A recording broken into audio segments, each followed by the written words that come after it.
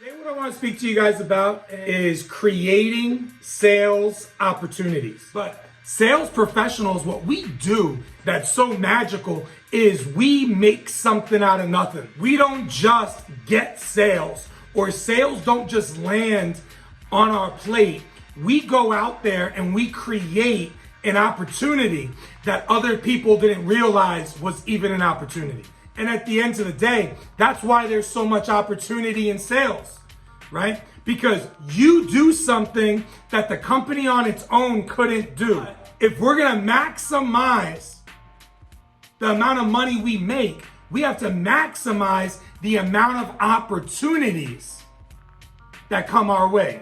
How to take something that a mediocre agent would let go and creating a new sale. Now, the first thing and the most important thing with creating sales opportunities is, guess what? Mindset. This is the number one thing. Why? Because your mindset controls everything else that you do. Now, you have two different types of mindset when it comes to sales. You have one person that is 100% dependent on leads and data. Everything falls on the part of who they're speaking to. In sales, can you stay consistently successful with that type of mindset? Absolutely not. And this is why.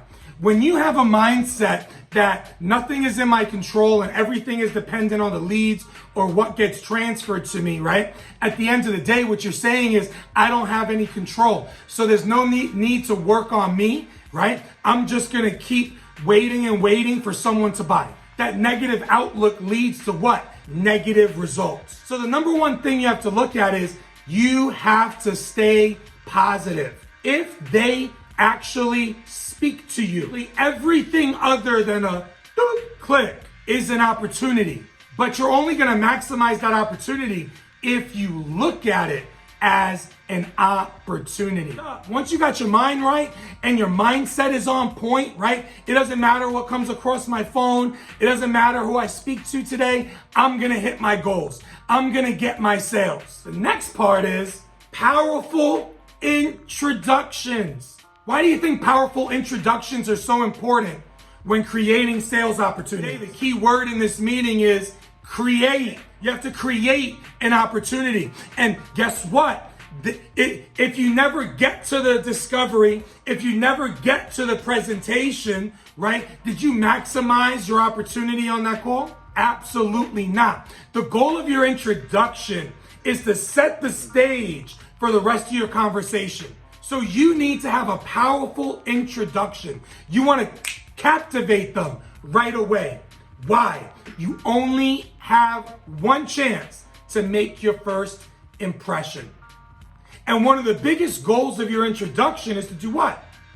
Break the ice. Why? Because there's a barrier. They're not in your home. You're not in their home. You're not sitting next to them on the couch, right? So what do you have to do? You have to take down that guard that they have up, right? And break that ice. Be relatable. Check this out, ready? Be normal. I can't tell you how many people ruin their opportunities because they sound so canned, it sounds so generic. There's no human factor. Before they buy your product, before they buy your company, guess who they buy? You're the most important aspect. Break the ice. Get on some common ground. I don't care if it's about the city they live in. Talk about the Super Bowl that was yesterday. Talk about Valentine's Day being today. Whatever it is, break the ice and get on some common ground. The next thing you have to keep in mind is what? Overcoming upfront objections. Now, we all know at the end of the day, objections are going to come up all the time, whether it's in the beginning, the middle, or the end. I noticed something about sales agents. If it's at the end, they'll more than likely rebuttal. But sometimes when it's in the front, they just, they're not gonna buy, they just keep going. Because as soon as the person gives them the objection, they go back into that negative mind space. Oh, this was a bad transfer, this was a bad lead, there was no opportunity. Why am I speaking to this person? But guess what?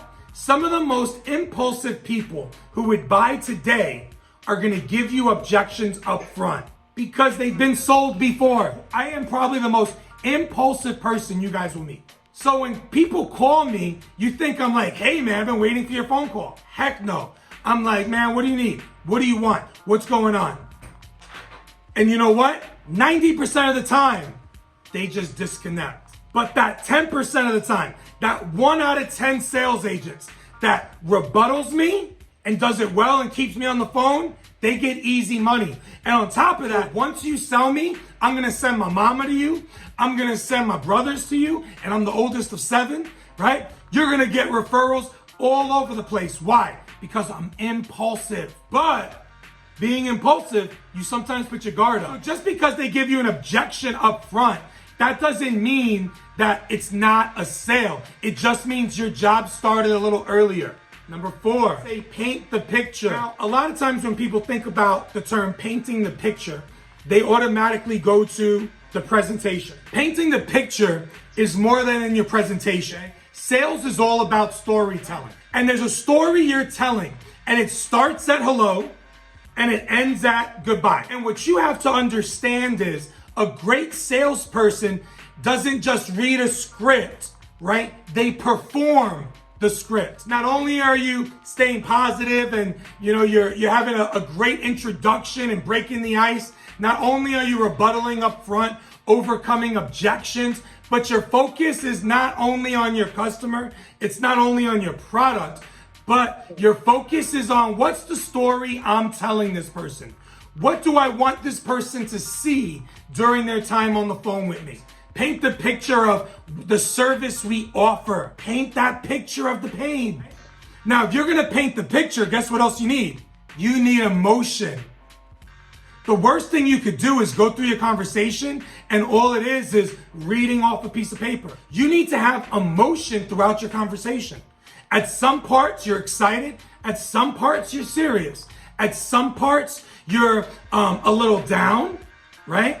And at other parts, you're a little higher up. And what that does is it makes it a real conversation, not only captivating them, but having them become a part of the story. If you do these 4 things, with every lead you get, success is inevitable. Does that mean that every lead you get, you're gonna sell? Not at all. But what it means is every lead you get is gonna be a possible sale. But it's only a possible sale if you do these 4 things. If you stay positive, you have powerful introductions, you overcome upfront objections, and you paint the picture and tell your story.